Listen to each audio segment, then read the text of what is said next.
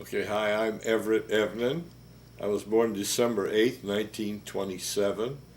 I was born in Lincoln General Hospital, which has since been remodeled 3 times, here in Lincoln. And then I got old. What's next? What else? I want to hear about your parents. Oh, my parents were both born in Russia, and I don't have the exact information on where they were born, but they came here in the early 1900s after my grandfather, who had come here earlier, and he came. One of my grandparents came through Galveston. I think maybe the other one came through New York. And my grandfather on my mother's side was a farmer and a miller in Russia and had an orchard. My other grandfather was a little tiny guy that was like a cat, and he was a carpenter, a superb carpenter, could carve anything or build a house, whichever you wanted, which he did both. And after he escaped from Russia, he went to Scotland for a year, where he earned enough money to bring his family here. My dad and my grandmother had 4 children, five. One of them had passed away in Russia. And so they came. 2 of them were born here. The other 2 came with my mother and some relatives, my grandmother and some relatives, and the other grandfather came. He was a farmer. He farmed. He had several farms east of Lincoln, west of Lincoln, and he was like the French angel. He was just like looked like a piece of wood, a stalk of tree. He was really a tough little guy, but he was real short, and he loved mules. He had mules on his farm. I was there once. He also had a turkey, a terrible turkey that was kind of a watchdog, and if you bent over or anything like that, the turkey would jump on you and peck you in the head.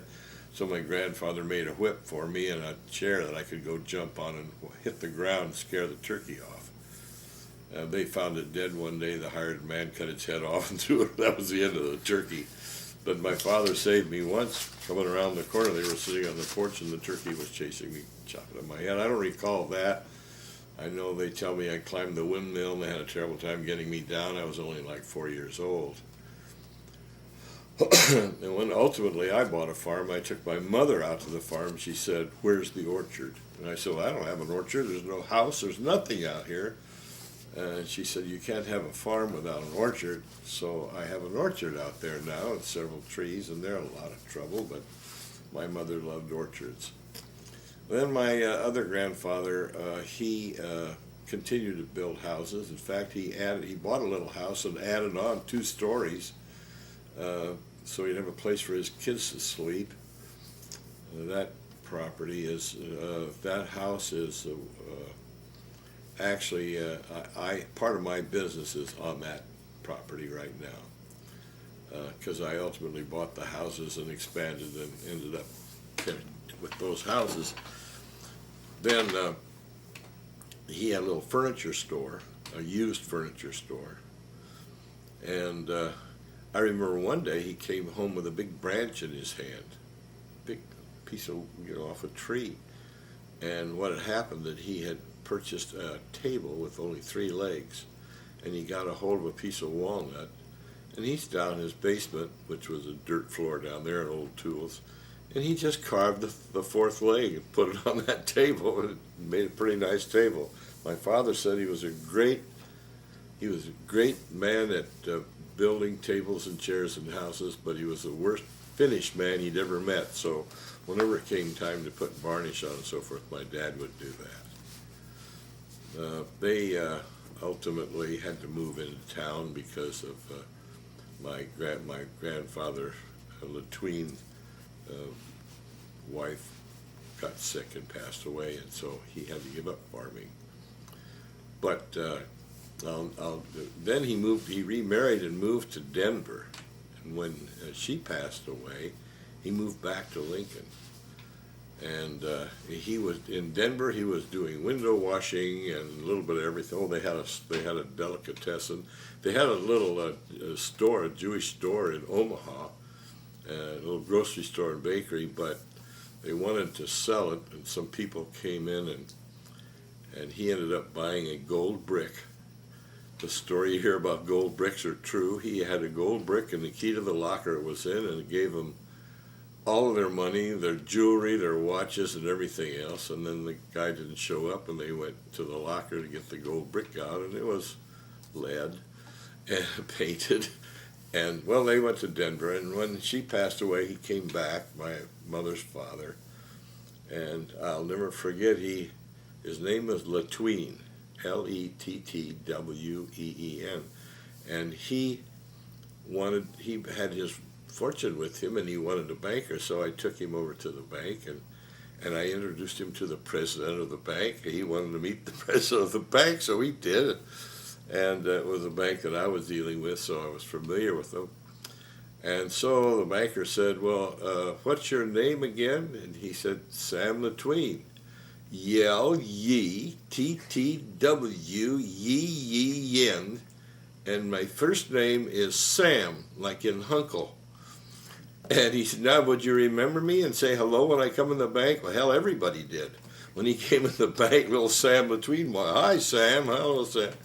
I don't know how much money he had, but it wasn't an impressive amount, but it sure impressed him. Anyway, that was Sam Lettween. He was a real pistol. My other grandfather was an also interesting story. When he tried to leave, he was going to be drafted, and they were having pogroms in Russia at that time. And he was told that if he bound up his leg and made it swell, when he went to be to the army, they would give him a deferment. So he bound up his leg, and it did swell up terribly, and they did give him a deferment. But 6 months or a year later, they called him again and said he's probably well by now, so maybe he better come again. Well, he bound up his leg again, only this time he bound up so bad that he developed gangrene, and the doctor, when he was deferred, but the doctor wanted to amputate his leg. Well, he wouldn't let him do that, but they lived by a river in Russia, and in the middle of the night he took a probe or a knife of some kind and lanced his leg and went and sat in the river all night long.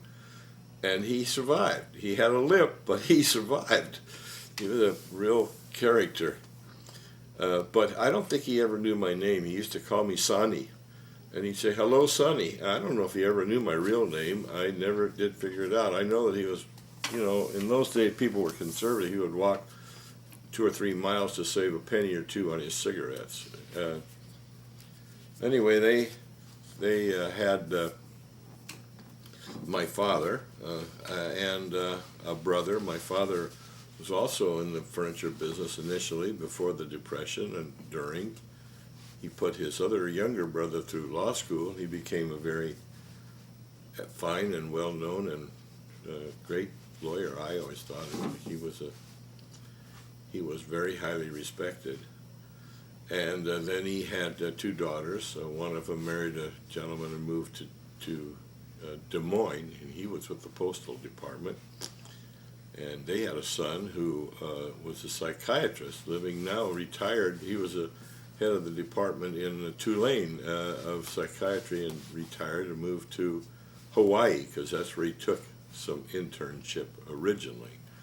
So he's still living in Hawaii, in a lap of luxury. And the other daughter married and passed away. She had 2 sons, one of whom is a lawyer in Chicago, and they had several children. One of them went to Yale and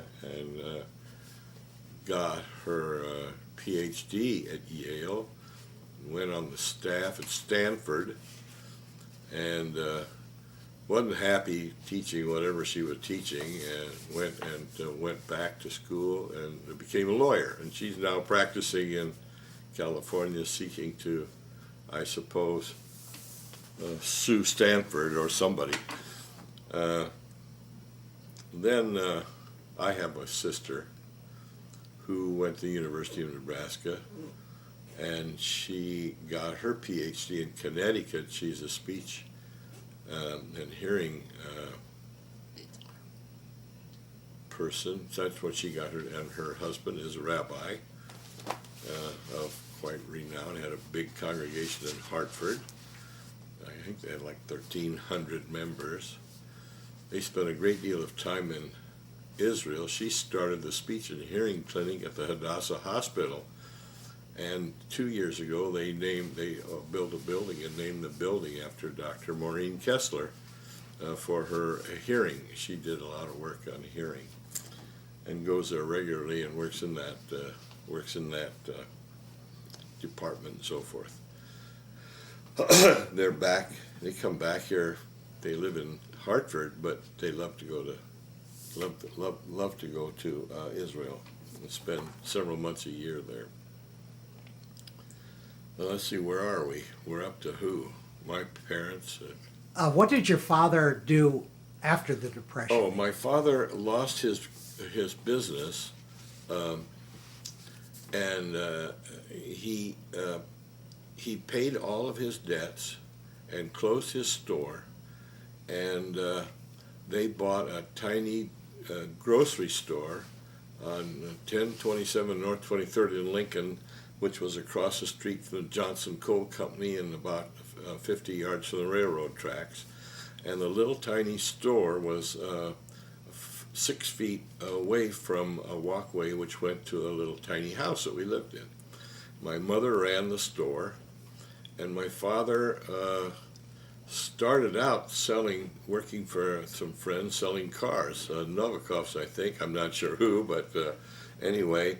But he made a mistake. He parked the car in the driveway, and the little boy next door and we played car. We broke out the headlights, the tail lights. We put sand out of the sandbox in the gas tank, and we ruined, well, anyway, they hauled the car away, and my father went out of the car business and went to work in the insurance business, where he spent Prudential. He spent his life with Prudential. Now, he never liked what he was doing. He never hated it, but he loved the furniture business. He just never had an opportunity to do what he really wanted to do.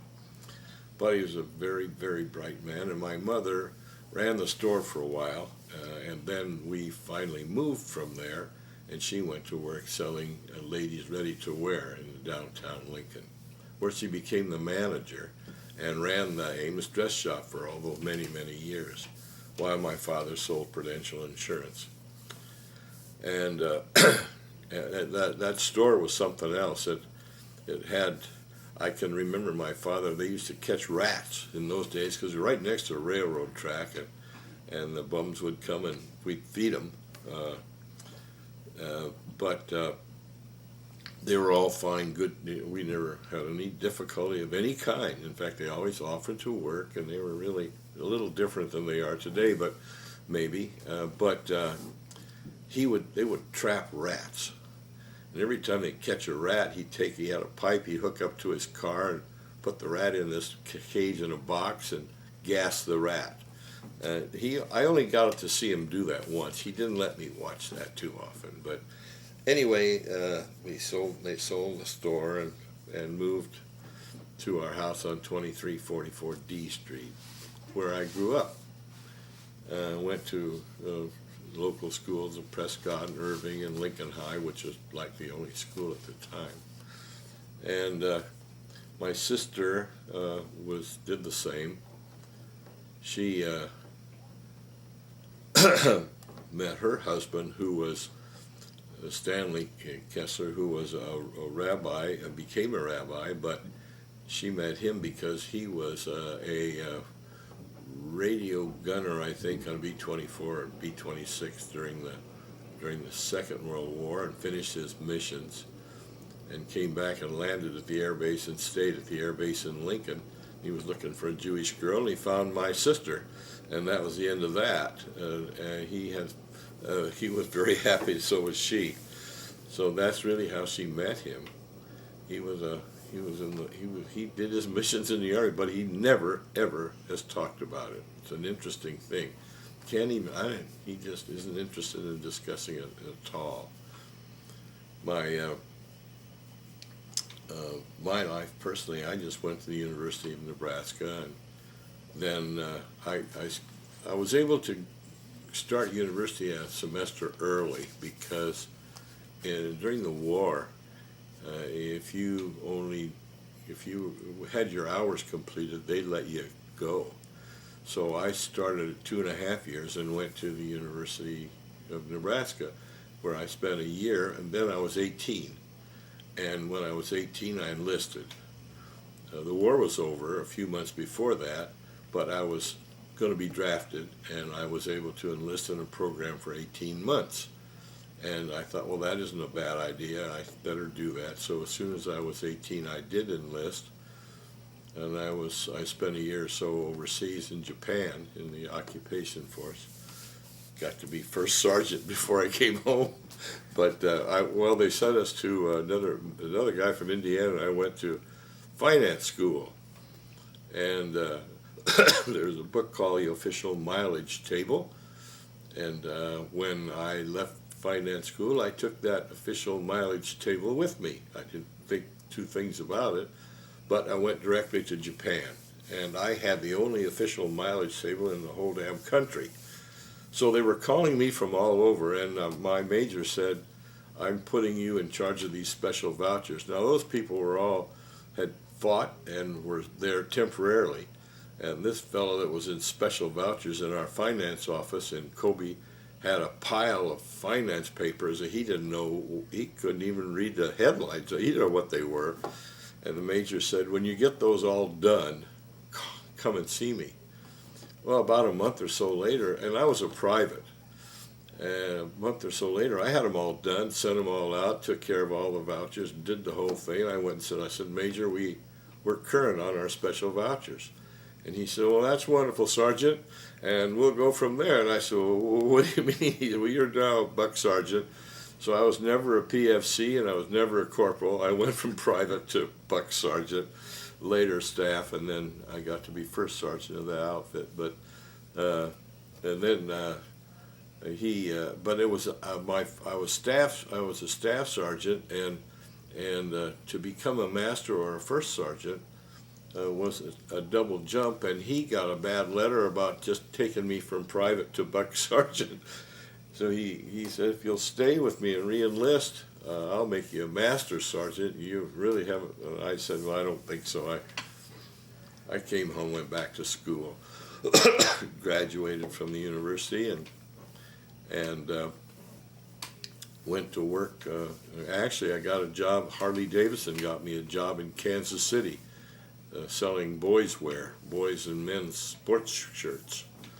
And Harley Davidson was the head of the department at Gold's Department Store. He was quite a guy.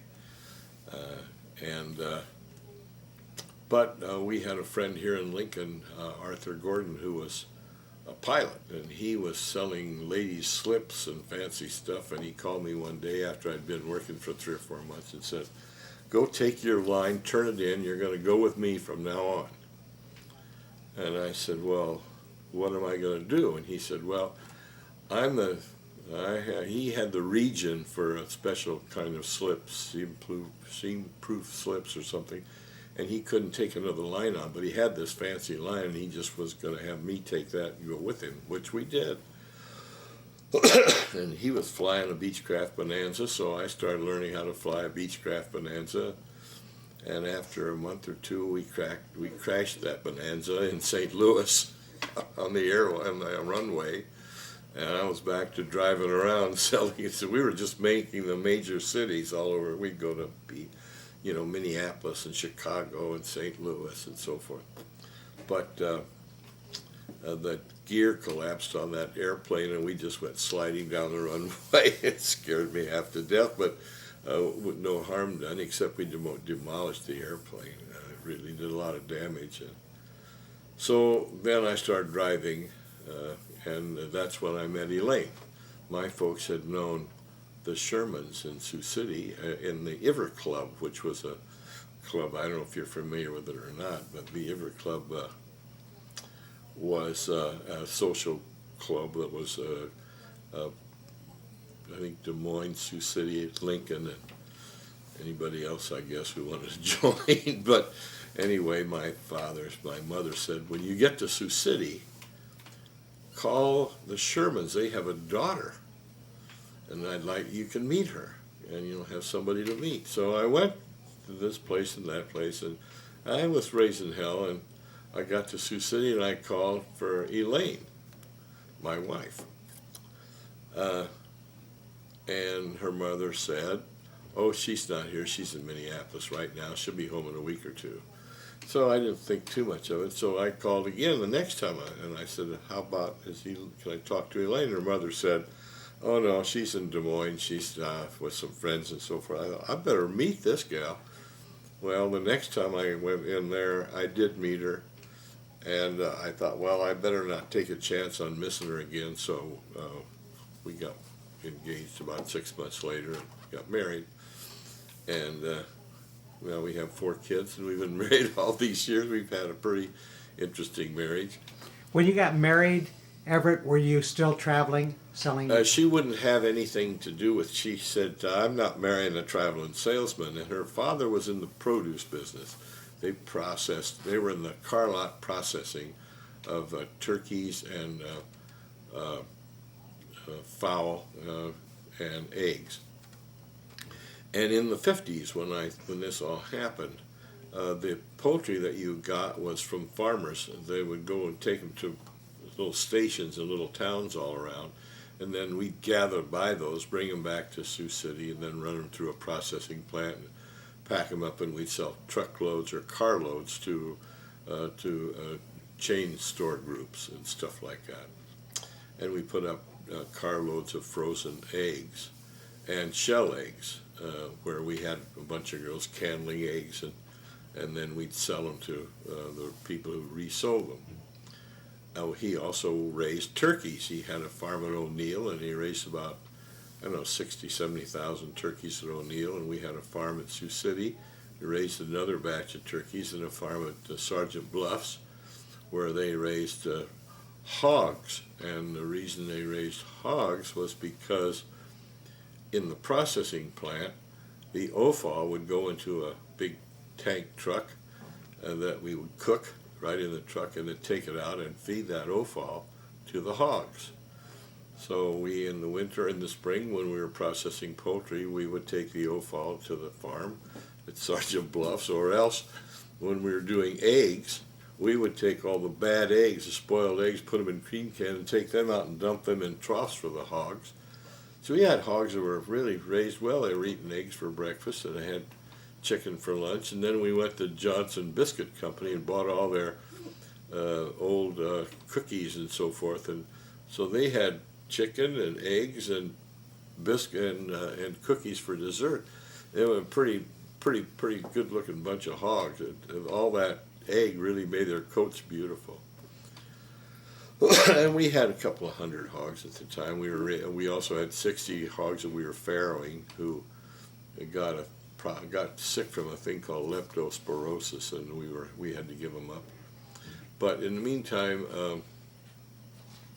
I worked at the processing plant, and I know my father-in-law said, "Come to work for me," and I said, and my wife thought that's a good idea. And I had one brother-in-law who was already there.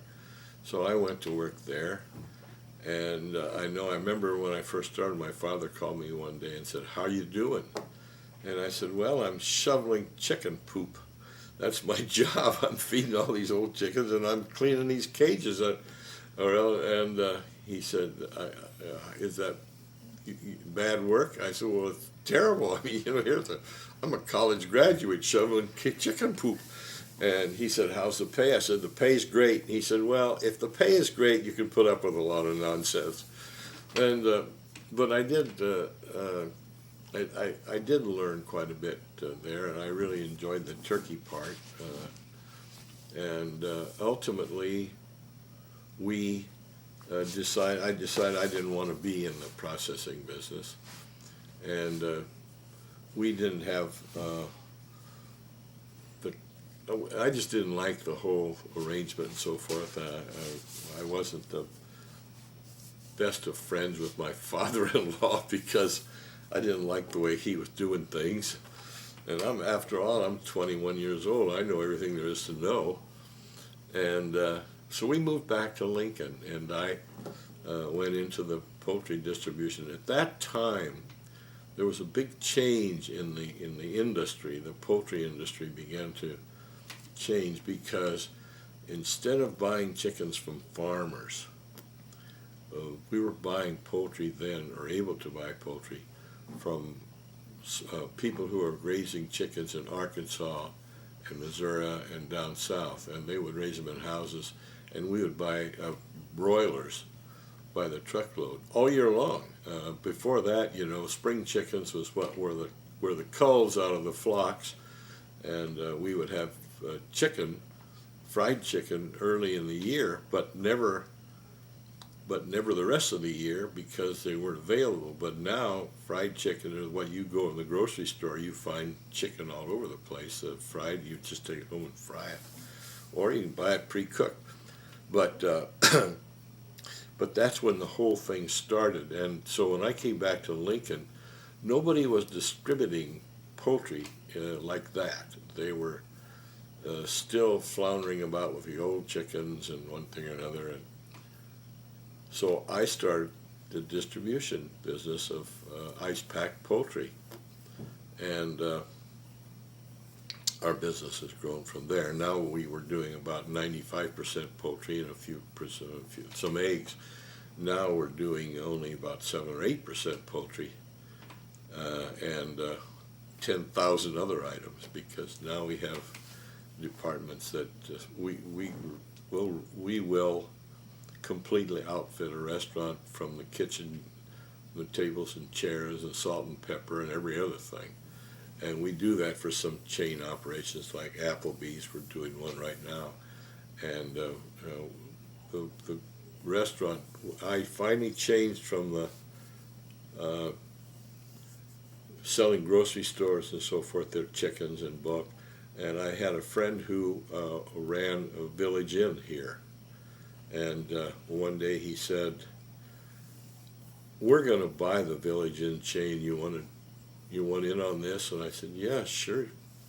You've got a good friend." So 12 of us bought the chain of Village Inn restaurants. And I was selling them some product, but then I said, maybe we ought to just sell you everything. And he said, "Go ahead." I was at the meeting in Denver, and they said, "Go ahead if you want to, whoever you're servicing." And so I had about 15 units, and so we did. And that's how I began to have a full service operation, because from there it became easy, because we had expanded the business, enlarged the business and so forth, and the space, and learned how to do salt and pepper and toothpicks and so forth. And that was really the start. And now, of course, we sell everything, including radishes and fruits and vegetables and several kinds of meat, all kinds of meat and dairy products. We sell milk too, because we're out in the country. We have like 35 semis that run around the country. We go to Texas, we go to Gillette, Wyoming, we go to Minneapolis, and all over Kansas City a couple times a week. And a lot of the stores in the country, the Valentinos or the Village Inns or some of the others, they want someone that'll bring them their lettuce and their tomatoes and other products of that nature, plus their dairy products. So we take them to them, buns or whatever else they want. And of course we've gone from just a few $1 million in sales up to, I think this year, probably $140 million. Well, then after I got into my own business, and I was doing fairly well, I decided I'd like to fly again. That was like in the early 60s. And I took lessons and flew, and I got a Beechcraft Bonanza. In fact, I had I've been involved in 5 Beechcraft Bonanzas and 1 Beech Baron, which is a twin-engine plane. And that's how I got involved with Bobby Duncan. I bought them all from Bob, but then he'd call and want me to, he'd say, I got to go to Miami. You want to fly? I need a co-pilot. You want to go down and show an airplane? I said, sure. So, and that was in Learjets. So then I went to, I flew down there with him. In fact, as I say, I called one of my daughters and said, you want to eat dinner? Because there was just the 2 of us going, and we were going to show the airplane the next day in Cleveland, I think. But she said, yeah. And I said, well, we're going to, pack your pajamas. We're going to go to Miami for dinner, which we did. She had a good time. Then once I went down for, let's see, I can't think of the guy's name, Tip Top Industries in Omaha. Carl Renstrom had a Learjet. And Bob said, we got to take this Learjet down to Acapulco, because Carl Renstrom had a Learjet, and he also had some hotels down there and a house. And I need a co-pilot. So I said, okay. So we flew down to Acapulco. I was down there for several days, and we stayed at the Carl Renstrom in his house. And that was kind of fun. And then, of course, I became active in the poultry industry and I was president of the National Poultry Distributors Association, Food Distributors Association. And then the airplane really came in handy because we were kind of organizing. And I was flying the darn thing all over with our secretary to meetings to generate membership. So I got around quite a bit with the airplane at that time. And then I also used it to go fishing in Canada several times, which I love to do, and Alaska. And then I flew out with my wife and another couple to Cat Island in the Bahamas. And we were all right, except those girls had so damn much luggage that the plane was porpoising, because as the gas gets low, then the CG, the center of gravity, gets goofy. Well, anyway, we got out there and I landed on Cat Island, which is the furthest island out, and just a little runway there. And you buzz the resort, and they drive out in a Land Rover and pick you up and go back to this little resort, a little thatched roof thing. And then we got ready to leave, and we couldn't get the tail of the airplane to stand up. It was a nose wheel and 2 wheels, and it's supposed to stand up, but the tail kept falling down because the center of gravity was so bad. And the guy that took us out said, he was an Englishman, he said, oh, I say, you're a bit heavy in the aft, old boy. And I said, yeah, why don't you lift the tail up till I get the motor going and everything else, and once I get it running, we'll get out of here. So he lifted the tail up, and everybody had to lean way forward. We had luggage in the front, and I got that thing off the ground, and then when we got, I think it was less than 100 or 200 miles, we landed and filled it with gas, and it was fine. But I had to land pretty often because we had so much luggage on that darn airplane. We were overloaded on CG. That was quite a trip. But the girls got eaten up with sand fleas, and they never forgave me for that. So we never went back to that Cat Island, which I thought was really nice. There was a guy from the U.S., from Ag Department or something, that was attacked by a shark out there.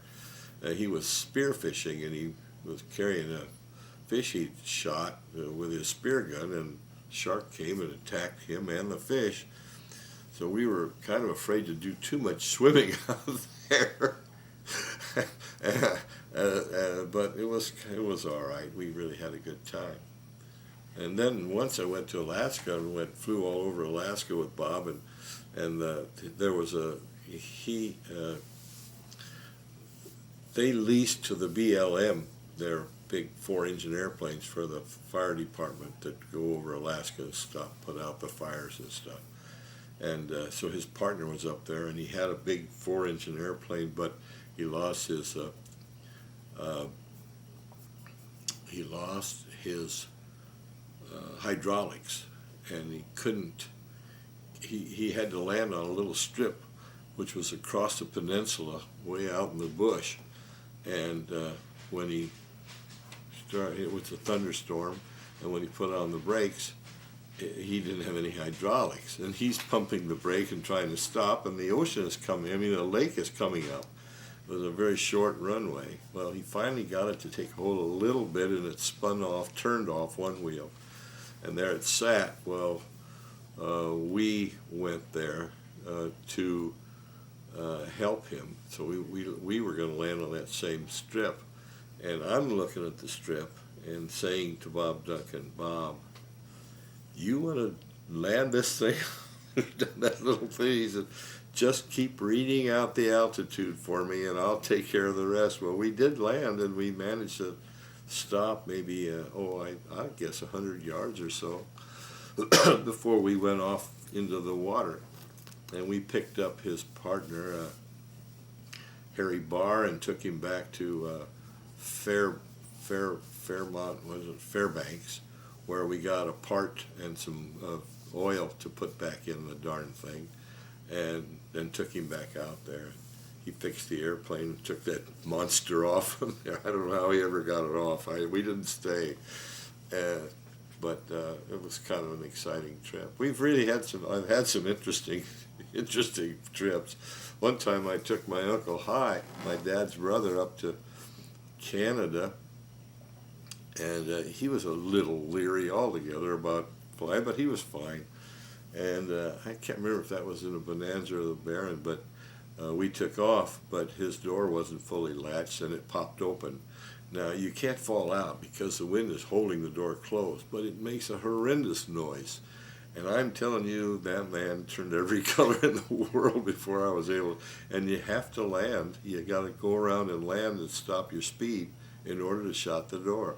So we landed, and I reached over and shut the door real good and took off again. He said, I don't want to do that anymore, you know.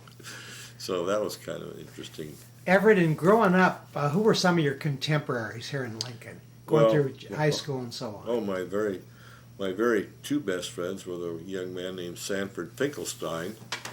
Ben's New Way, he lives in California and still lives, and the other one is Bud Polsky, and he lives in Washington, D.C., and in fact, we get together pretty regular. We are lifelong friends and always have it. We had an arrangement, though, when we were in high school. I was the youngest one, and our deal was the first one to make $1 million was going to share it, and nobody has. I'm still waiting. But I'm still waiting for that deal. That was the one thing we never did get quite completed. But Bud is very successful, and so for Sanford too. And we are good friends and have been. By the way, I have a picture of my grandfather. You might want to see this. This is my grandfather, my mother's father. And I had a little tiny picture, and I blew it up on my computer. And that little fella is about 5. Well, look how much taller she is. He was just a little squirt, but he was quite a nice man. Were you able to get it? Well, I thought you might like to see that. And this is a picture of me, by the way, and my father when I was just a little fella. He's my dad was a really, really fine man.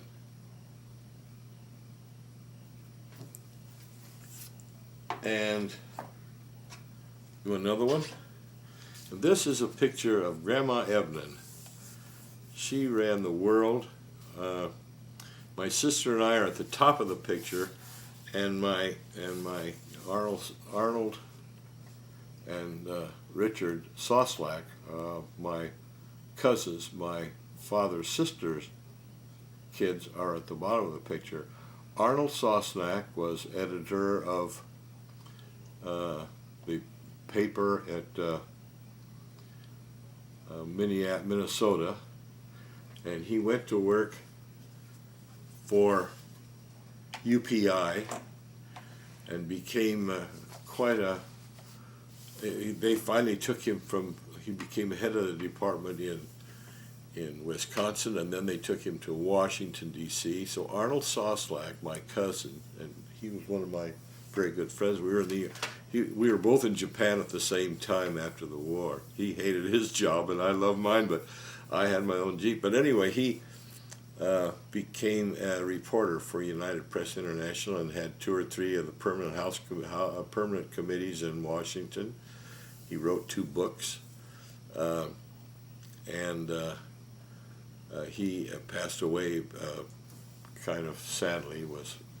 Had a back operation that was unsuccessful, and we lost him. But he was a very, very bright, very good friend. And so all the family done something. I mean, they're all over. They're all doing things. You know, you got to really got to hang with it. Like my wife's brother is a kind of he's living in Minneapolis now, but he has a very, very religious son who is a religious. I don't know what you call him. You know, he's got the hat and I would remember, except I'm getting old and I can't remember such things. But and then my wife's brother, Jim Sherman, is a lay rabbi and was for Sioux City for quite some time, and has recently moved to Minneapolis and still is working as a rabbi assistant and so forth. And he works at a little grocery store, Jewish grocery store, for one of his children's endeavors. And so everybody in our family is going some direction. I mean, it just seems kind of that way. Everett, you were talking about how when you came to Lincoln, you started up the business. How were things at the beginning? Well, I had $1,500, and I rented a building from a guy named Earl Hutchinson, who he had a locker plant, and he was getting old, and he said, and I'd known him he was a friend of my uncle's, and I'd known him for all these years, and I rented that building from him, and I was distributing chickens. I had myself and the guy that cut meat in the locker plant, and one other guy was delivering. Then the 3 of us started, and there was kind of no end to it. It just kept growing. Actually, I might mention that Harvey Lipsman at Northside Produce in Omaha and Oscar Diamond was extremely helpful to me when I first started. They were already successful in their business, and provided me with poultry, because I couldn't use whole truckloads, and they were drop dead off and so forth. And they were very, very helpful. And in fact, at one time, they proposed buying my business and making it we would go in partners. And there's going to be 3 partners, me and Harvey and Oscar. And I was kind of outvoted there. So anyway, I decided not to do that. And they went on their path in business, and I kind of changed mine a little bit. But Harvey was a very, very good friend and very helpful, and he's still around in Omaha. And in fact, I was talking to the Diamond, Oscar's boy, Richard Diamond, the other day at a bar mitzvah here, and he sees him regularly, and I remember that we need to get together and have a dinner or something, spend time, because we used to go to the Bohemian Cafe in Omaha. I still love it. Great duck, and if you want good duck, that's a place to go. Yeah, but he continued to go into the grocery store route, and of course we went the institutional route, which has survived a little better because the industry continued to change, and the way they are packaging product today, the grocery warehouse operations can handle poultry products without the mess and the smell and the ice melting and so forth. And so they do, and they just eliminated that middleman. They buy direct from the processors, prepackaged poultry, and they're really, well, we sell a little bit to some groceries, but very little. And yet the amount of poultry that's being consumed is enormous, for a couple of reasons. One, it only takes 13 weeks to produce a chicken. It takes 2 years to produce a steer. That 13 weeks allow people in the industry to change, to increase or decrease, and the being able to adjust the inventories and so forth is critical to the success of the industry. And in the beef industry, a little drought and a little bit of this and so forth seems to change it so drastically that those changes aren't happening in the poultry industry. Plus, because it only takes 13 weeks and the feed consumption is so efficient as compared to an animal, that the cost of poultry is much, much more desirable than the cost of beef. You spend a lot of money. But when I started, hamburger and chicken were about the same price, 29 cents. I mean, that would be you could buy a pound of hamburger or you could buy a pound of chicken for 29 cents. Chicken isn't that far off. Some kinds of chicken is maybe 75 or 80, but that hamburger is $2.20 a pound and so forth, or higher. So we, after all, if you're looking for economy and you're feeding families in one thing or another, then you're going to eat a lot of chicken. And it's healthy, boneless, skinless chicken breast doesn't have any fat in it, and it doesn't have any flavor. But that's okay. I mean, it tastes like cardboard to me, but I like fried chicken. You don't get that too often. Anyway. I want to hear about your children. Well, then we had 4 children. We had Robert Barnett Evnen. Robert Barnett was the oldest boy. He's now a lawyer. Interesting, he was born in Sioux City, and they named him Robert, which was okay. Barnett, and I said, what's with Barnett? Now you got to remember, I'm in Sioux City, and the Sherman family have me surrounded. I mean, there's relatives everywhere. So they decided, my in-laws and so forth, that it would be Barnett. Well, then I said, well, what's Barnett? Well, Barnett is he was an English man who was a member of Parliament or something. He was a real hotshot guy in London, in England, and we're naming him after this guy. By the way, when Richard got into college, he spent 1 semester in London, in England, so he looked up this fella to see who he's all about. Well, after he got out of prison, he was okay. I said, God, they named him after the wrong guy. It was a solicitor. But then we had Richard, who was the lowest, the number 2nd in the family, and he runs Lincoln Poultry at this point. He has been running it. He's been working there for about 25 years. And then we had a daughter, Jane, who is now associated with Bryan Hospital, and she's the director of education and so forth. And then we had another daughter 7 years later. That's another story because of Floyd Cookland. I don't know if everybody knows Floyd Cookland. Floyd Cookland had this distribution business. He was selling drugs and one thing or another. And we had a travel group. We met, and there was, I think, 12 of us. Well, Floyd came to the travel group. This was 7 years after our 3rd child, and said, I have a new product that women use to keep from having children. It was I don't know what you can't think of the name, but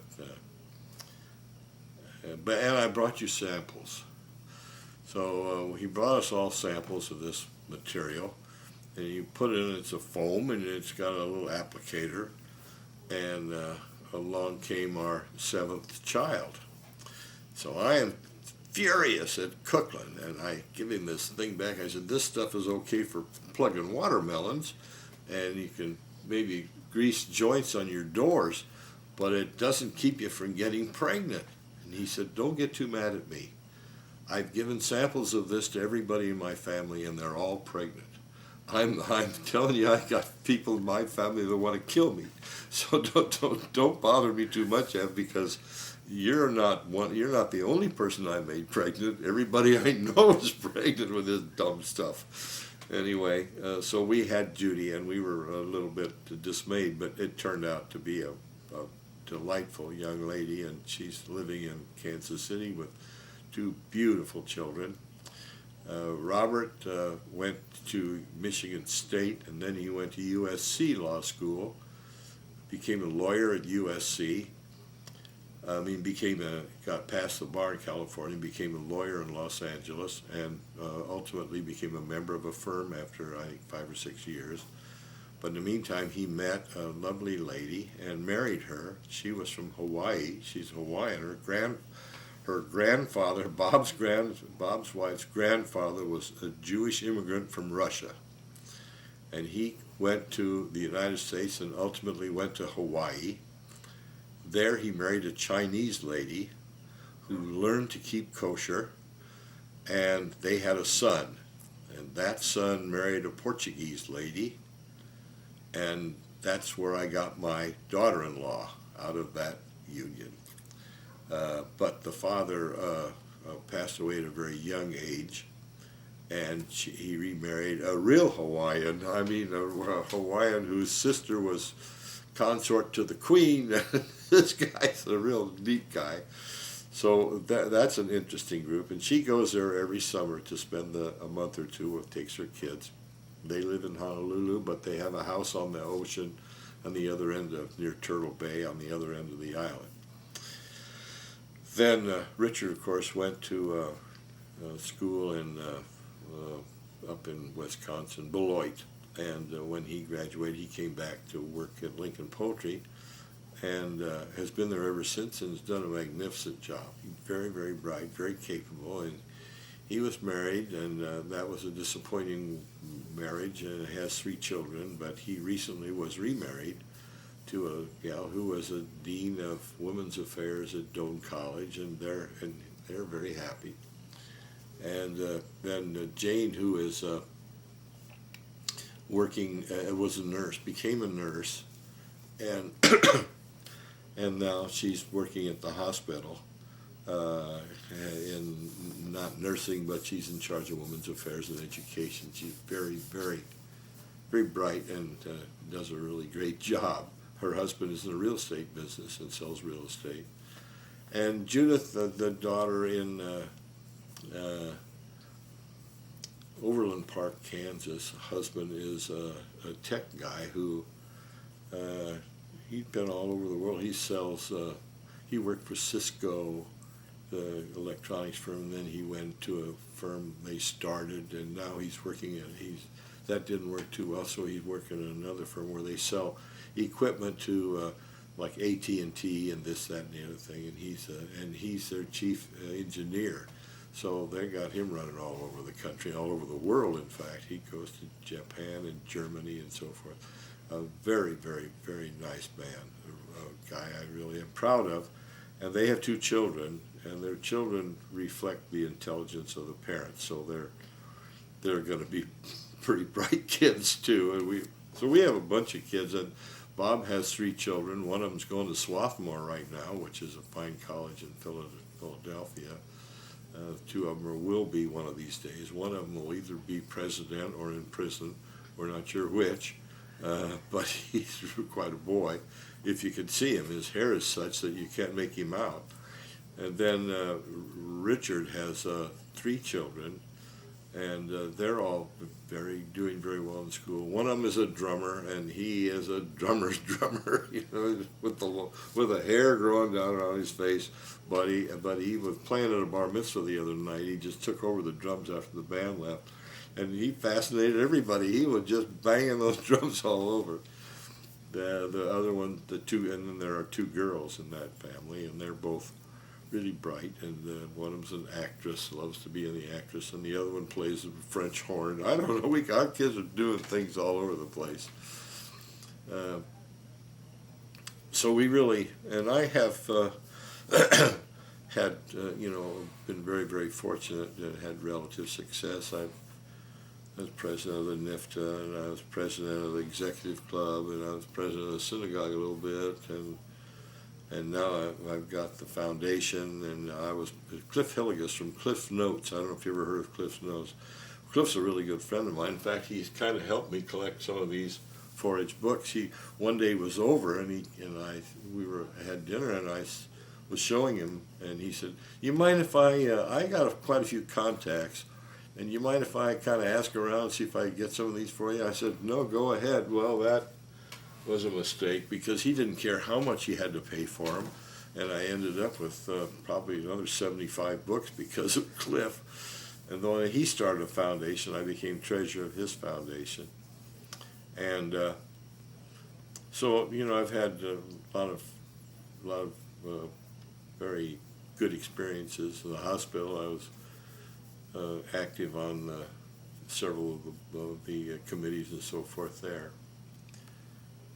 But I just recently stepped down because it was supposed to be a 3-year hitch, and I was on for 12, and I finally said, that's enough, and they thought it was enough. So that's what that phone call was from a little while ago, that we were going to go to dinner with the CEO there, and but he said, we got Richard on, my son is on a committee, and I'd like to make him chairman. So he's going to be chairman of the Health Enterprises, and I'm stepping down, but I still will, he said, but I want you to stay on the committee for a little while. And I said, well, okay. So, but I won't have the responsibilities that I've had in the past. Anyway, I keep telling people, go to Bryan Memorial Hospital. We've got you surrounded there, man. I mean, we could almost call it a Jewish hospital. Then Robert, the lawyer, he represents the anesthesiologist. He represents the Bryan Heart Institute, and he's got a medical, legal. He does law for the doctors now, and I said between the four of us, we really Janie's on the thing. So, but anyway, we had a good time, and we have a hospital. Bryan Hospital, by the way, is a superb hospital, and we are doing things. We bought the city's hospital, Lincoln General, and we call it Bryan LGH, but their budget was $5 million a year. We've spent probably $150 million over there, and it is going to be a tremendous hospital now. It's just really lovely. So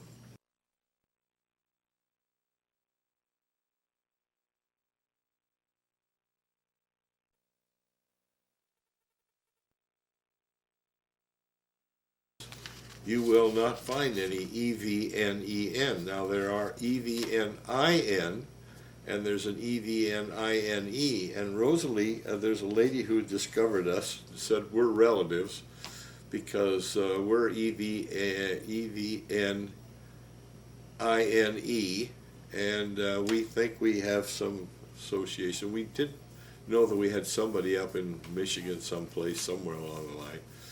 But So I'm looking, whenever I go, I look for Evnen in phone books and so forth, and I search for him on the computer. There simply are no EVNEN's names anywhere. And we think that it's because Grandpa Evnen was in Ellis Island, and we think that he never did learn to speak English worth a damn. But we think that they said, what's your name? And he said, Yevne. So he said, right, Mr. Evnen. It's been Evnen ever since.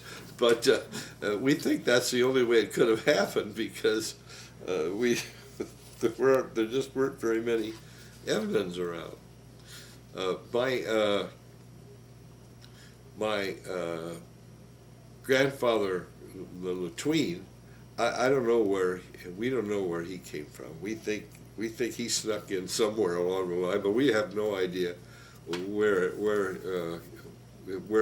he has any other family. Although he does have family. Some of the Bookins were family, and the Polskis are related because they're related. They married one of my my mother's sisters, and I think my mother, Latween, had. No, I'm not sure how that happened. One of the parents. My mother only had one sister who had passed away, and who went to Minneapolis and passed away at a very young age. Then her brother Max Latween, who was a dentist, and is living in California, very successful, retired. And then he has another, David Latween, who has a box company in Des Moines. So we got a little family here and there, but only one sister, so not a great deal. And now, on the other hand, my wife Elaine is probably one way or another related to you and everybody else that I've ever met. When I moved to Sioux City, I used to walk down the street and say hello to everybody. Most of the time it was a relative. I didn't miss too many. So, but my children have been we've enjoyed them very much. Everett, you'd mentioned to me earlier about your farm. Oh, Can well, you talk yeah. a little bit about that? Well, Grandpa Evnen was a farmer, and my mother loved farms, and I love to hunt, and I love to fish. I like to fly fish and regular fish, and I love to hunt quail and pheasants, ducks, geese, grouse. I'm not much of a big game hunter. I hunted deer a couple of times, but I kind of gave that up. But I had a chance to buy this farm, and so I bought it. It's out about 20 miles from here. I don't and my kids, the girls like to ride horses, but they don't like to ride horses on a farm 20 miles away. They like to ride horses so that they can go out with their friends and groom their horse and talk to their friends when they're grooming their horse. And they can't do that on the farm. They got to have a place with the riding. So we got her the horse. We started with Jane, I think, but I got a farm, but I can't put any horses out there because the kids don't want to go anywhere near it. Besides, it's full of badgers and there are holes in the ground and they're going to get hurt. So I was raising hay, native hay, and I bale the hay and trade the hay for board for the horses. And plus, the farm was a pretty nice place to hunt quail and pheasant and so forth. And it was a perfect wildlife. I made it into a wildlife farm. In fact, I put a building on there for tractors, and I put a windmill up there. I put a power, dug a well and put power to it. And then I have a pond there and about a 20-acre lake on it. But next to the pond, I put a windmill. And Elaine says, what are you doing there? I said, well, I'm going to have a windmill. Grandma Evnen, Grandma Latween, my mother always wanted, you got to have a windmill. So I have a windmill. And anyway, I put the windmill up, and Elaine says, why are you putting up a windmill?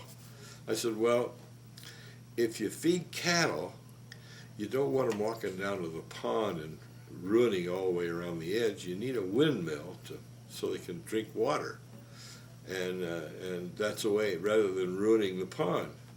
And she said, "Oh, are you going to raise cattle out there?" I said, "No, but if I ever do, we got a windmill." So that was probably the extent, and it's kind of fun. I raise bees out there. I have 6 beehives. That before you leave, I'll see that you get a jar of our famous honey, because we get several hundred pounds of honey and we don't sell it. We just give it to our friends. We bottle it up and give it to our friends every year. And this year I got 2 more hives, so I'll have even more honey. And bees are easy and kind of fun and interesting, very interesting. I was out there yesterday, and they are busy. And I don't know if bees bother you or not, but they don't. They don't really bother you too much. When you go to gather the honey, you got to put a hood on, or if you're going to go digging into the hives, you better put some cover on because their guardians will come and they go for your eyes. So you got to put something there. But if you smoke them, I don't just wear a shirt with sleeves. You don't have to wear gloves or anything. And when you go to gather, it's the same way. They're not too bad. Sometimes they get a little nasty. You got to be careful. But most of the time and they're really bees. I don't know if anybody's ever heard about bees, but they are really interesting creatures. They do some fascinating things, and they have quite a society. So, and actually, honeybees only live a couple of weeks. The queen is so busy laying eggs, she hasn't got anything else to do. She lays 1,000 eggs or more a day because she's losing bees, and they're wearing out their wings, going flying around trying to get some nectar. And I have a lot of wild plums, which Elaine makes plum jelly, and choke cherries, and she makes choke cherry jelly. And then I have mulberries, and I have all those fruit trees, plus the few crops. I do some strips of crop for the wildlife, for quail and pheasants. And we put in Egyptian wheat and maybe a couple of 8 rows of 300 or 400 or 500 feet long of sunflowers and milo, and I plant 5 acres of sweet corn, and it's up, and then we give that away. We don't sell anything the farm, but we pick the corn to give it to all our friends. And the sweet corn is kind of fun to deal with. But once a year, I pick a whole truckload real early in the morning, and I'll get someone to help me. We pick a whole truckload of sweet corn, and then I get all the grandkids in, and we go up the top of the hill in Woods Brothers' lot, because Pace Wood's an old friend, and we back that up on 27th and up here just at the top of the hill.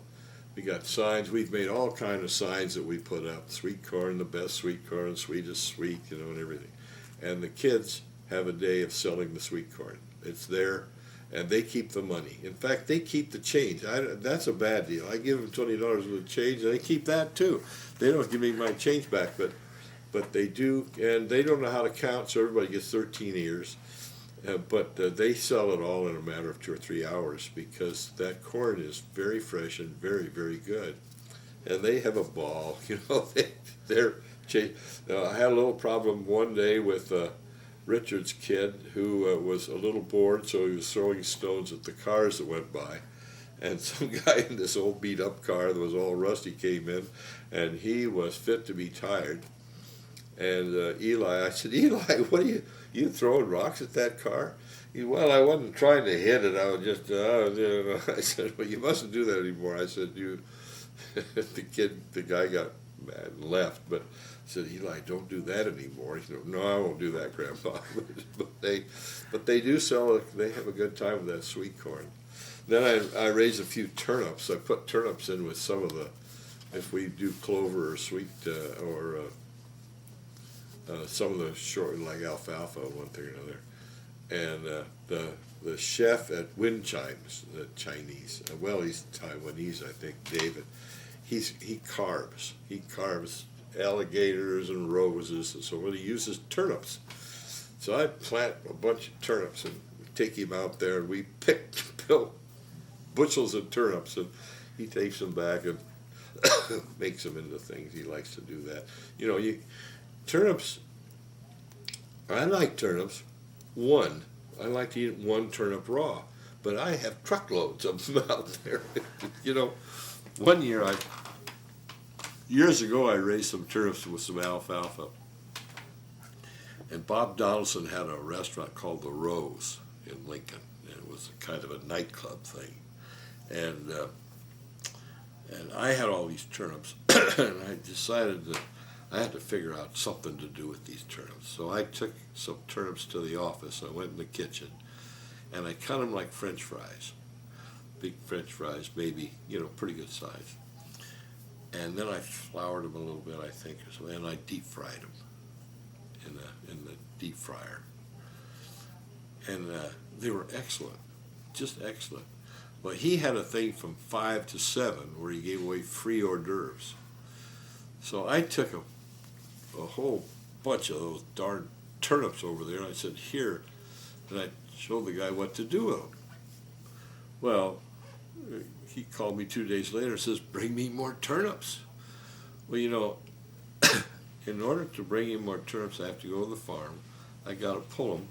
I got to cut the tops off. I got to wash them. You can't take them dirty turnips. You got to be clean, So now I make him a couple, 3 baskets full of turnips. Take him back down. I said, here you are. 4 or 5 days later, he said, I need more turnips. I said, geez, I can't, make a lifetime out of your turnips. So, I'll bring you some more, but maybe you'll have to clean them yourself or something like that. Well, I don't care, just bring me turnips. Well, I took the front end loader out there in the tractor. I filled the whole damn loader full of them. And I brought him a load of turnips. Well, when they had to clean them, they were very good. People really liked them. And they're really good tasting because they got a little bit of horseradishy taste, a little bit of snap.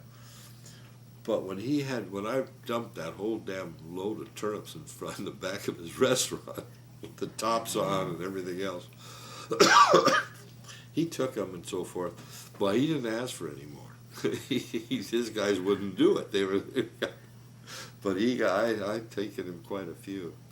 Anyway, it's always something out there, Everett, what are you doing down at the business now? What is your average day or average week?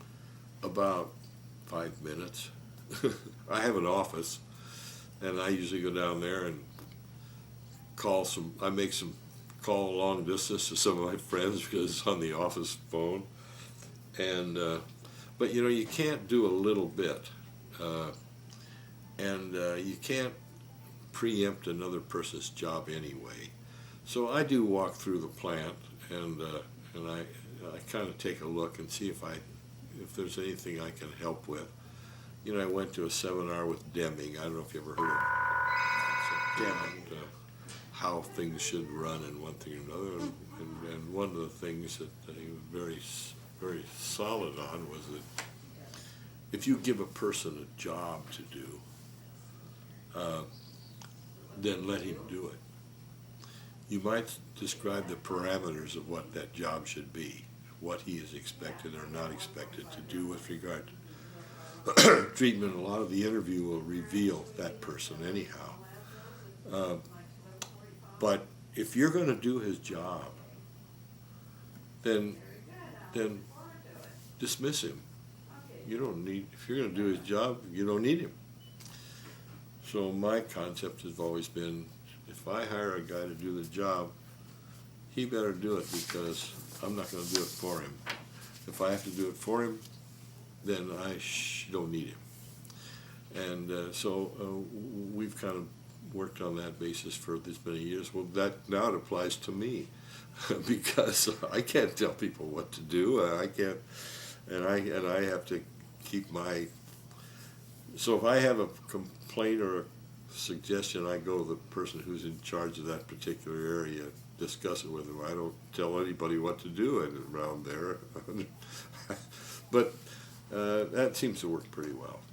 Has to be a pretty good feeling knowing that the business is in good hands. Oh, it's grown so much that it's scary. Yeah, it really is in good hands. We have some, and Richard has surrounded himself with some very, very excellent people and personnel, and we have a really good relationship. Everybody is.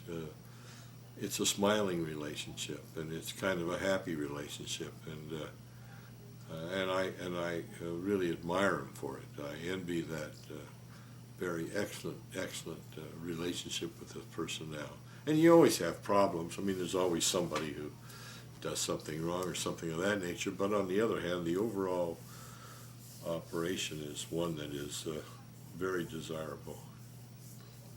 So I don't really, what I need to do with Elaine is just find places and things to do and places we're enjoying our life. But I'm 76 and that's enough. I'm not going to be here too much longer. So while we're here, we're having a good time. But we have no desire to move to Phoenix, and we don't have any desire to move to Palm Springs. We like to go on vacations. We went to Aruba for a month, or we went to Hawaii, or this place. We don't mind. We like to do that. But as far as moving, we wouldn't want to do that. We've got all of our family and children and friends here, and to go run away and go down to Florida, we just don't need that. We would find that very distasteful. We're happy. But the problem is this house. This house, we got 5 bedrooms and 2 people.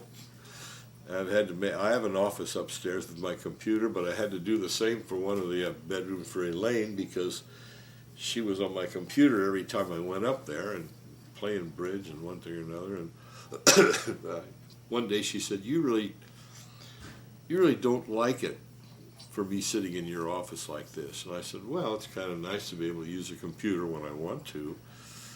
So a couple of weeks later, she said, "I want my own computer." And I said, "All right." Well, she's on her 3rd one now, I think. I'm not sure, and she's a treasurer for the Federation, and she's got it all on the computer now. She's really coming right along on this computer thing. So, but we probably one of these days need to find a little smaller quarters and so forth. When I built this house, we put this bar in. That was quite the thing, and I don't think we've had a drink out of that bar for 20 years. We just don't drink, and once in a while a bottle of beer. Well, I have to keep beer for the kids and pop. They drink a lot of pop, but there are bottles on there that probably have antique value. I'm not sure. Okay, 4-edge books.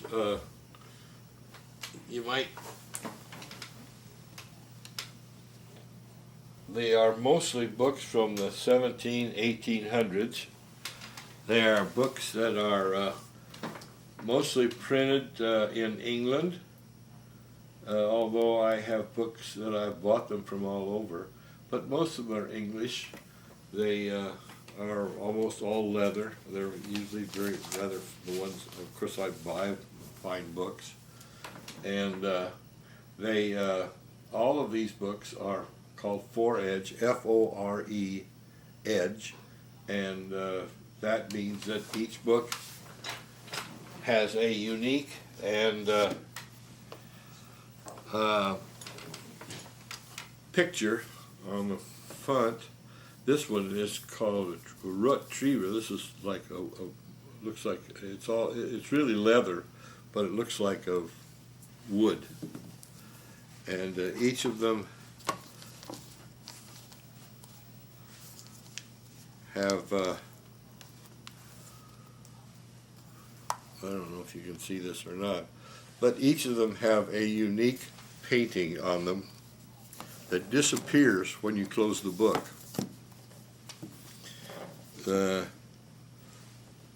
This is most of them are in English, but I have some other languages. But if you'll notice, they're rather beautiful leather books, and well, you can't see them. The books over here on the over there are huge, and let me bring one of those over because they're really unique. I don't know. I had to have these shipped back from England because they're so huge. This is Imperial Shakespeare.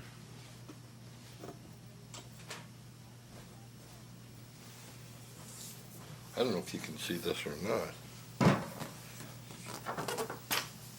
This book, these book weigh, there's 2 of them, they weigh like 20 pounds a piece or better. And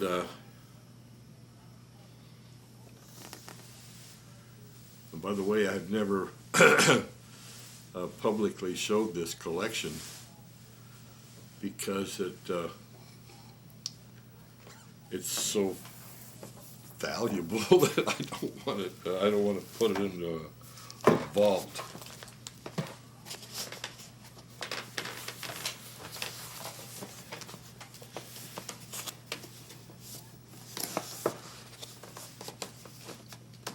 Isn't that interesting?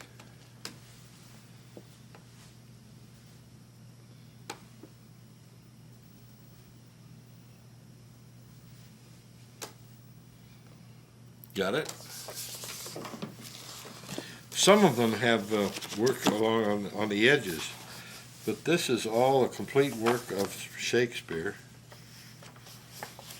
And very fine prints and so forth. But in any case, I just thought you might be interested in seeing it. I was trying to find out.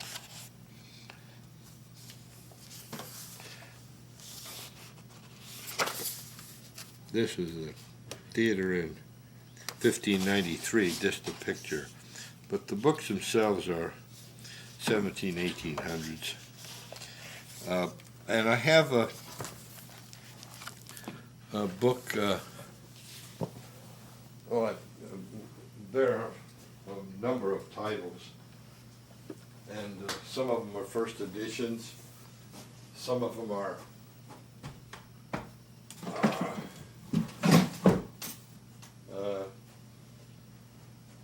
good because of the artwork.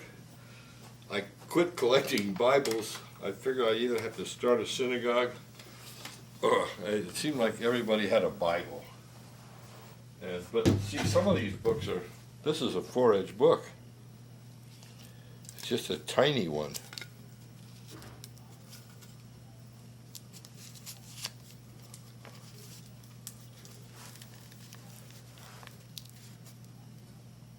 Isn't that interesting, how the little ones?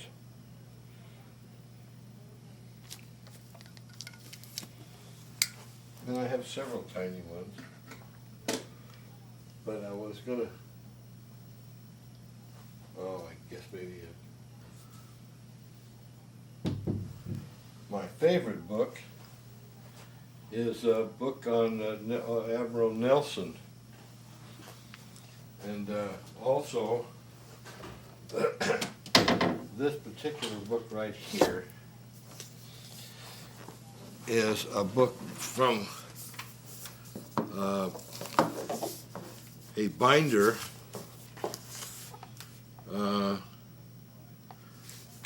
who was named Edwards, and Edwards was a famous bookbinder in England whose books are very, very valuable because of the binder and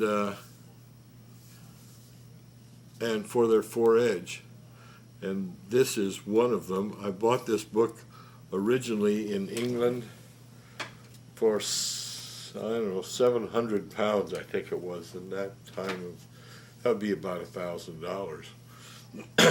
I've been told that it's worth closer to $7,000 now.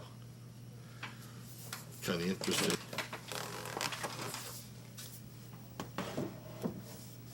I was looking for the Nelson.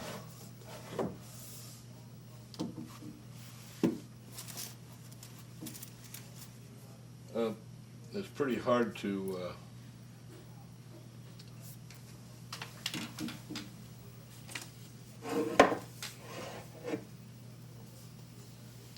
here's a book. If you it came in a case, and sometimes they come that way. This book is called The Devil's Pool by George Sand. Now, if you know who George Sand is a woman, and this book is one of 5 books. And each one of the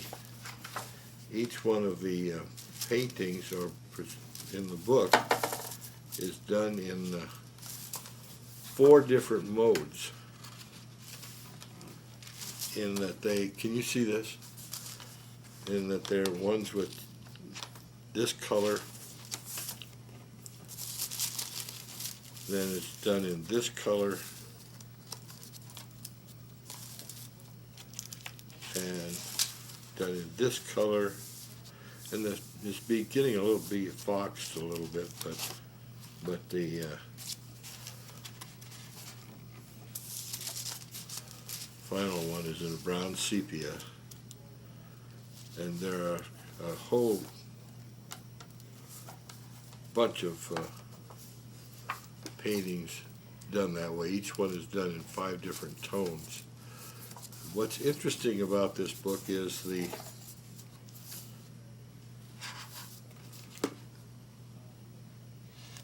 this says, there have been printed for sale only 5 copies identified by the asterisk, and this is number 4. But that's only part of what's interesting, that the plate in here, book plate, right here, is Adolf Zukor. Adolf Zukor was one of the motion picture folks. And in addition to that, there is a letter in French, and I've had a number of French people have translated, but this is from Sands to someone who wanted a book or something done, and she said, "I'm sorry, I don't do this. Good day, my good man. We are fine and we are awaiting Maurice. We will not be coming to the wedding of Bertha Lambert yourself. You are therefore, old friend, whom I embrace." This was 1956, which is not that long ago, but it's kind of interesting to have a piece like this. It's a beautiful book, and it looks like it was rebacked or something, because this looks like the end plate was put on. This was the exterior, and it looks like someone put a rebacking on it. But I'm not sure that's the case. Maybe not. Maybe that's just the way the book was produced. It's kind of interesting. For anybody who's interested, it isn't. It's kind of a fun. It's been a fun hobby because, as I said, we spent a great deal of time. Well, whenever we go any place, I go book hunting, and I remember we were in Australia, in Auckland, Australia, and we went downtown. We were with another couple, and there was an old bookstore, and someone said, "There's an old lady in there. She's crazy, but she might have 4-edge books." And that wasn't in Australia. It was in Auckland, New Zealand, and the British had a lot of influence in New Zealand. So I thought, well, maybe there'll be some 4-edge. Well, I went in the bookstore with my wife and the other couple, and it was a store where they had a rolling ladder that you'd crawl up the ladder and slide down the aisle. Look, and this old lady was sitting in front. It was rather narrow, but it was books everywhere. Well, I didn't want to mention what I was looking for, so I'm up and down the ladder looking at this and looking at that. Finally, they said, "Look, we're going to go down the street and we're going to go shopping, and you'll find us down the street someplace. You go play with your books." Well, I spent a half an hour looking for 4-edge books in there. I found none. And finally, I got discouraged, and I went up to the front. Now, this little old lady just sat there. She never said anything, didn't do anything. And she said, "Can I help you find a book?" And I said, "Well, I collect 4-edge books, and I thought maybe I would find one in your books here. And she said, well, you wouldn't find any of the forage down here. They're all upstairs in my collection. so I thought, she's not as crazy as they said, you know. I said, well, do you have any for sale? Oh, no, I wouldn't be selling those. No. Oh, wait a minute, though. And she went upstairs and came down with a beautiful first edition. I don't remember what the book was. She said, I have 2 of these, and I would be willing to sell you one. And I said, no, it wouldn't be right for me to buy it. I don't know.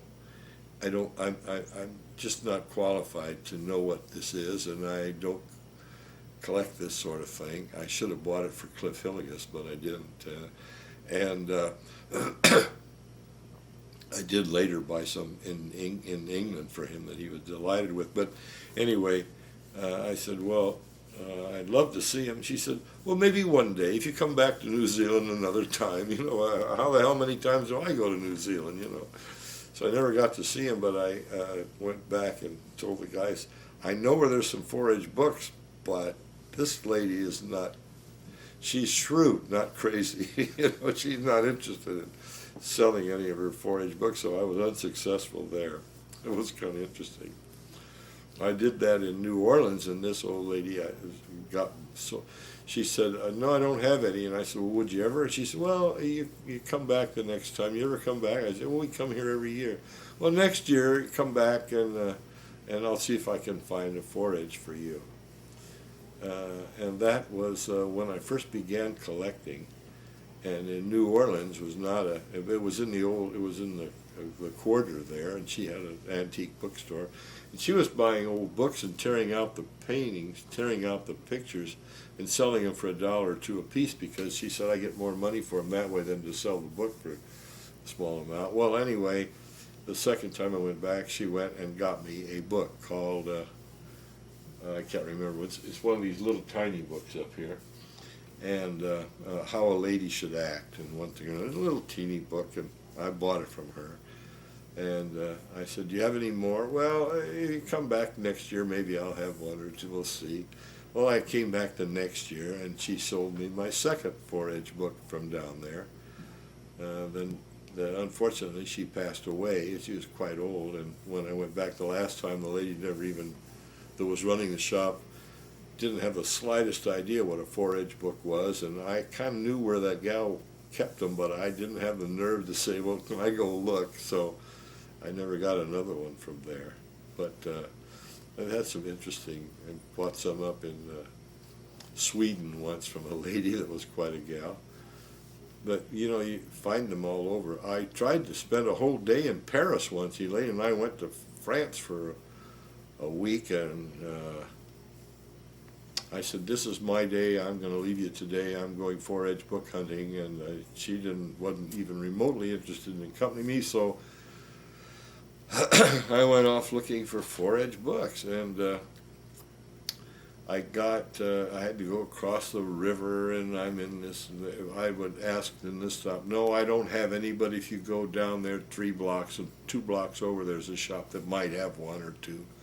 So I'm walking down, and I can't speak French worth a darn, and I don't know what I'm doing, and at lunch I ordered something, and it came out ham hocks, which I didn't order. I don't know, I didn't know what I was doing.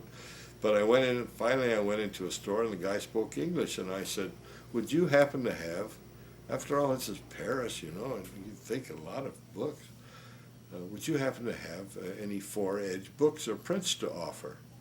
And he said, oh, you won't find any here. You got to go to England for them. Thanks a lot. I spent the whole day finding out I should have gone back to England.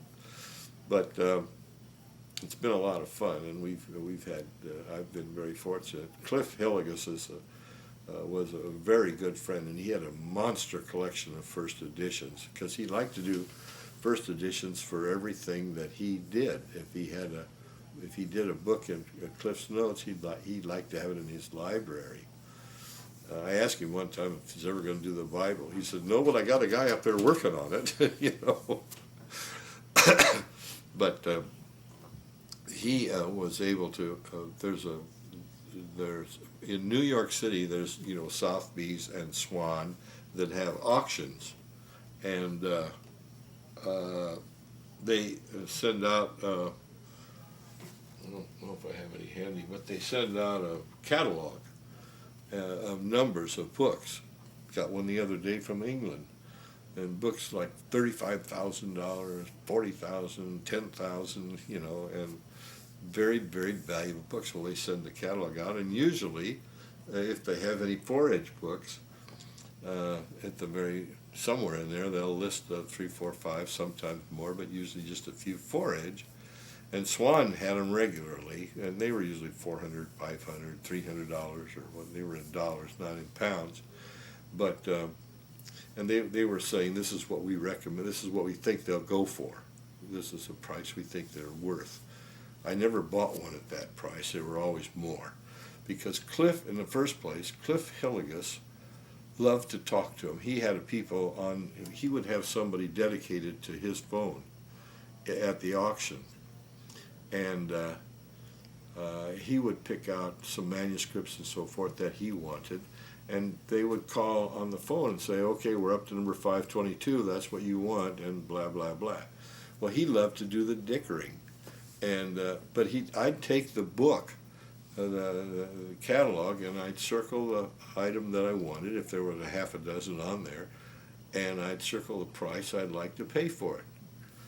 Well, they'd get to that number, they were usually consecutive numbers, and they'd say, okay, you're up to number 222, and the price is $400, up to you.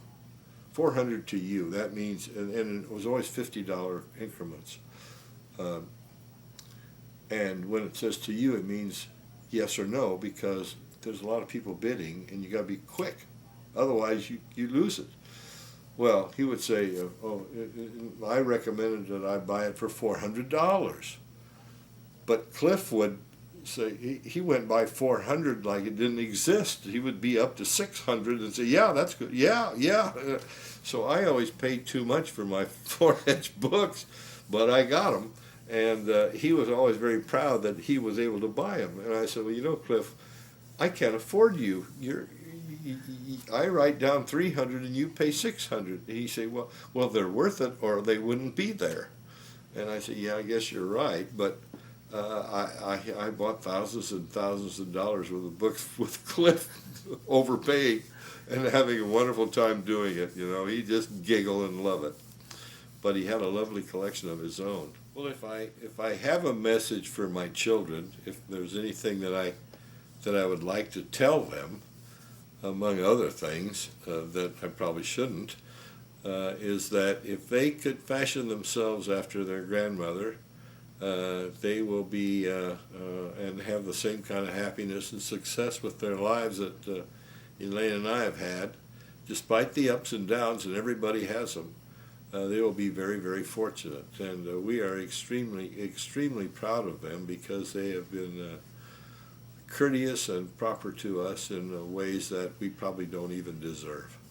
So we just wish them well for their lives, hope that they can have as much fun living as we've had living.